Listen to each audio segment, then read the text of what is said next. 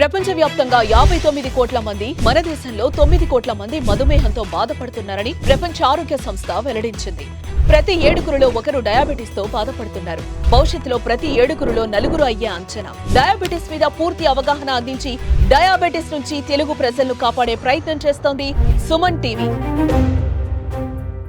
మన భారతదేశంలో ఈ మధ్య కాలంలో డయాబెటిస్ తో బాధపడే వారి సంఖ్య రోజు రోజుకు పెరిగిపోతుంది.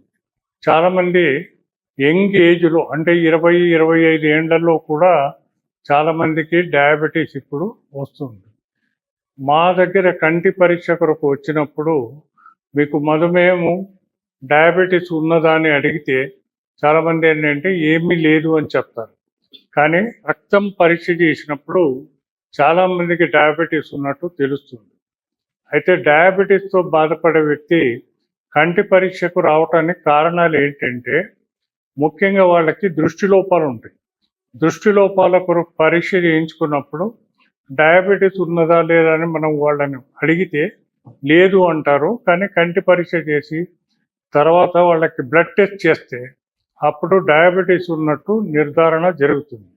అయితే డయాబెటీస్ ఉన్న ప్రతి వ్యక్తి వాళ్ళకి కంటి పరీక్ష చేసుకోవటం చాలా అవసరం. డయాబెటీస్తో బాధపడే వ్యక్తికి తరచుగా అద్దాలు మార్చే అవసరం ఉంటుంది. ఎందుకంటే షుగర్ ఫ్లక్చువేషన్స్ అయినప్పుడు కంటిలో కూడా రిఫ్రాక్టివ్ ఇండెక్స్ కానీ అట్లాంటివి మారటం వల్ల వాళ్ళకి పవర్లో మార్పులు వస్తుంటాయి. తరచుగా అద్దాలు మార్చే అవసరం వస్తుంది. ఇది కాకుండా వాళ్ళకు రెటీనా అంటే లోపట సెన్సిటివ్ లేయర్ ఒకటి ఉంటుంది, దాన్ని రెటీనా అంటారు. ఈ రెటీనా అన్నది కంటి లోపటి భాగము. దాంట్లో మార్పులు వచ్చినప్పుడు చూపు తగ్గిపోతుంటుంది. రెటీనా వెనకాల కొరాయిడ్ ఉంటుంది. కొరాయిడ్లో కూడా రక్తనాళాలు ఎన్నో ఉంటాయి. అయితే వీటి మీద ఉన్న చిన్న చిన్న రక్తనాళాల్లో మార్పులు వచ్చినప్పుడు ఈ రక్తనాళాలు లీకేజ్ అవుతుంది. లీకేజ్ అయినప్పుడు రక్తం బయటకు వచ్చినప్పుడు వాళ్ళకి పెటికల్ హెమరేజెస్ అంటారు. దీనివల్ల చిన్న చిన్న హెమరేజెస్ ఉంటాయి. తర్వాత సాఫ్ట్ ఎక్సుడేట్స్ అంటారు. రెటినల్ సెల్స్ చనిపోయి కాటన్ అంటే దూది ముక్కల్లాగా కనపడుతుంటుంది అన్నమాట. దీన్ని కాటన్ వూల్ ప్యాచెస్ అంటారు. దీనివల్ల వచ్చే పరిస్థితిని మనం డయాబెటిక్ రెటినోపతి అంటారు. డయాబెటిక్ రెటినోపతి ఉన్నప్పుడు ఈ హెమరేజెస్ ఎక్సుడేట్సే కాకుండాను వాళ్ళకి మ్యాకులర్ ఎడిమా అంటే కంటి లోపల సెన్సిటివ్ ఏరియా మ్యాకులా అని ఉంటుంది, దాని వాపు వచ్చేస్తుంది. వాపు వచ్చినప్పుడు మాత్రం వాళ్ళకి చూపు తగ్గిపోతుంది.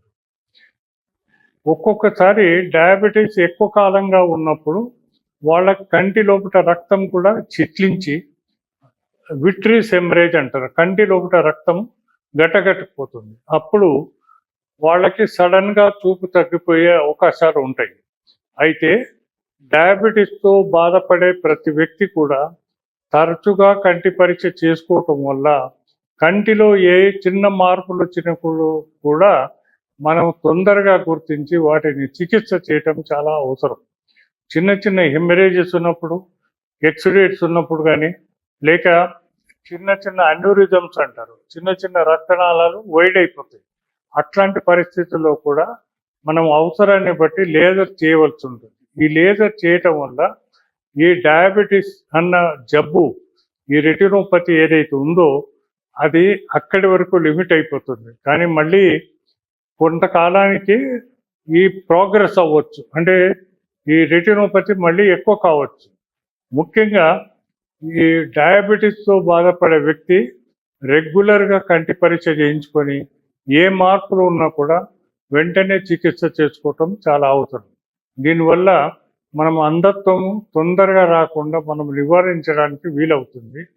డయాబెటీస్తో బాధపడే వ్యక్తి ప్రతి ఒక్కరూ కంటి చూపు గురించి జాగ్రత్తగా ఉండాలి. ఫిజిషియన్స్ కూడా డయాబెటీస్ కంట్రోల్ మీద కాన్సన్ట్రేషనే కాకుండా కంటి పరీక్షలు కూడా రెగ్యులర్గా చేయించడం చాలా అవసరం.